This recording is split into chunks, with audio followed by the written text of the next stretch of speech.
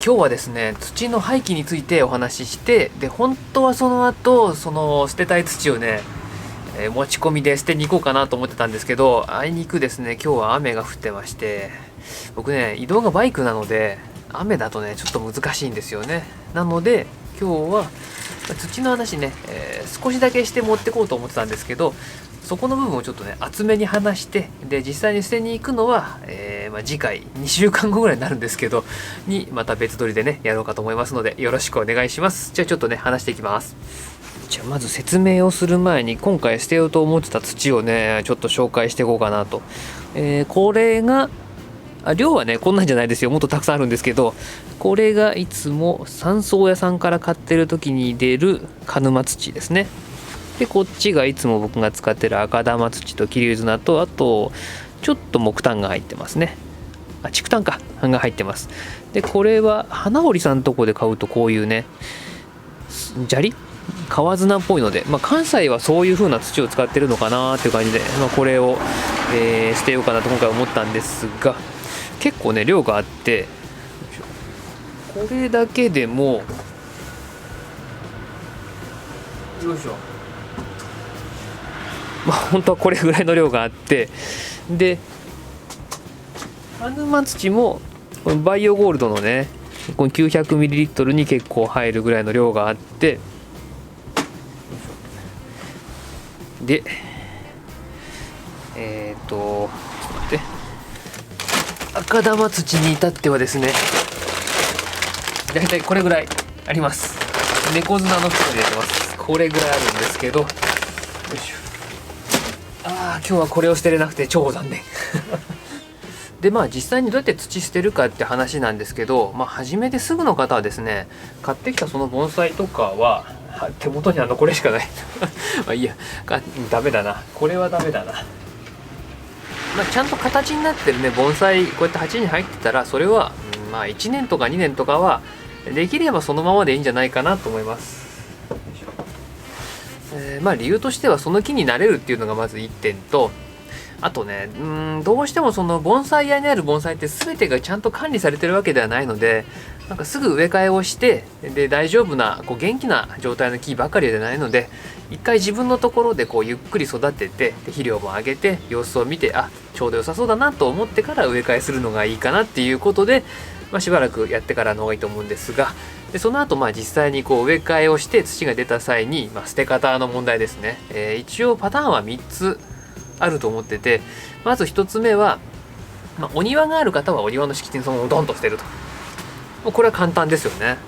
そこばっかりに捨ててるとね、ここに覆土っていう山ができちゃってしょうがないと思うんですけど、そういう風に捨てれますし、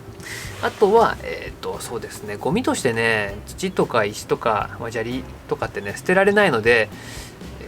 普通のゴミっぽく一般家庭用ゴミっぽくですね出すのは難しいと思うんですけど、自治体によってはですね、特定の日に持ち込みで回収してくれるっていうところもあるので、その日を狙って持ち込んでいくっていうのもありかなと思います。ちょっと料金がかかるところもあれば、無料で引き取ってくれるところもあるみたいなので、ただそこにね住んでないとこのサービス使えないことが多いと思いますから、なかなか難しいと思うんですけど、もしあればご利用してください。で最後に、僕もやってる方法なんですけども、回収業者に頼むっていう方法で僕もやってます。僕が頼んでるところはウィステリアグリーンっていう、会社なんですけど、メールやね電話で、予約をすると、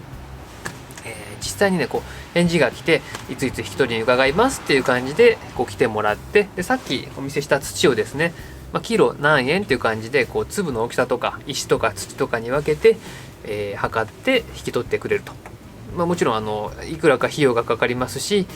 来てもらうことによる基本料金もかかるので、そこそこするんですけど、それが一番マンションでやってる方としてはいい方法なのかなと思います。だいたいですね、僕もそうですし、多分ほとんどの人はそうでしょうけど、こういうとこでやってると、その引き取ってもらう実際の料金よりも引き取りに来てもらう基本料金の方がかかっちゃうので、今日はね本当はその基本料金がかかんない持ち込みでやりたかったんですけど、しょうがないな、ちょっと別撮りになりましたねそれはまた次回ということで。で大体ですね、多分基本料金に負けないぐらいウィステリアグリーンっていうところで、土を出そうと思うと20リットルぐらいかな。土出せば多分基本料金に負けないぐらいの料金にはなってくれるかなと思います。そんだけ土を出すとなると結構な量の盆栽があると思うんで、なかなか難しいと思うんですけど、こういう方法で、廃棄を僕はしてますと。でちょっと話が変わるんですけど、捨てられない、捨てたくない、もう一回使いたいっていう場合に、土をですね、古い土を再利用するっていう方法があって、あんまね僕もやったことないんですけど、やり方としては、こういうね出てきた土をですねきれいに洗って、で、殺菌消毒してですね、天日干しとかして、で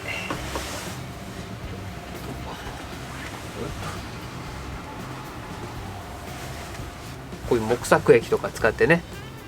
殺菌消毒して、で再利用するわけなんですけど、やり方としてはねいろんなやり方あるんで、どれが正しいか僕もはっきり分かんないんですけど、あるやり方では、袋にね黒い袋にこう土ねいっぱい入れて包んどいて、で夏のね炎天下のこう中にこうボンと置いといて、そうするとこう中の温度がすっごい上がるので、それで殺菌消毒してもう一回使えるよっていう風なのもあるし、なんか他にもいろいろあるんだろうな、やり方があんま試したことないんで分かんないんですけど、たくさんあると思うので、もしちょっと気になる方はいろいろ調べてやってみてください。でただね赤玉土を使ってる場合はどうしてもですねこの赤玉土の粒がね潰れちゃうので、あんま使ってると、再利用には向かないと思うんですけど、盆栽世界でね売ってる、他でも多分買えると思うんですけど EBA っていうねこんぐらいのなんかね液体があって、僕も使ったことあるんですけど、それを使うと多分、こうなんか潰れたね粒をね団粒構造を作るっていう特殊な液体で、効果としてはですね、分かりやすいのは、最初の水やりをする時に赤玉土とかこれ使ってると、これねみじんって出るじゃないですか、泥水。その EBA を使うとですね、みじんがね一切出なくなります。本当にびっくりするぐらい、最初から透明な水でそのさーっと流れてくるんですよ。多分そのみじんっていうもの自体もその土にちゃんとこうくっついて取り込まれて団粒構造になってて出てこないっていう風になってるんですけど、詳しい説明をね一応読むとEBA のですね主成分はポリエチレンイミン系の高分子化合物で無色透明の粘り気のある液体だと。そうあるんです。でこれをね水で1000倍ぐらいに薄めて使うんですけど、でこれに含まれるプラスの電荷が、土壌の粘土粒子表面のマイナス電荷に結びついて、細かい粒子をいくつかずつつなぎ合わせて無数の隙間を持った団粒構造を作りますっていうね、なんのこっちゃって感じなんですけど、今そういう細かくなった土をですねこうちょっとずつこう適度な形でこうカシャッと固めて、一粒一粒の中にちゃんと隙間ができるようなこう粒を作ってくれるっていう液体なんだと思うんですけど、その最初に水やりをした時にみじんが出ないっていうこと以外にですね、なかなか僕は使っててちょっとこれはいいのか悪いのか分かんないっていうその実感を得ない感じだったのと、結構量があるので早めに使わないとねなんか分離っぽいような感じになっちゃって大変なので、すごい大量に使える人でそういうみじんが嫌だとかしっかり団粒構造にしたいっていう方はねおすすめなんですけど、そこら辺はお好みでっていう感じですね。というわけで、今回ですね、土の廃棄の仕方ですね一応3つご紹介しまして、本当だったら捨てに行きたかったんですけど、その動画は次回になります。次回というかもっと先になると思いますので、またその時ね見ていただければと思います。今日もねご視聴ありがとうございました。また次回お会いしましょう。ではまた。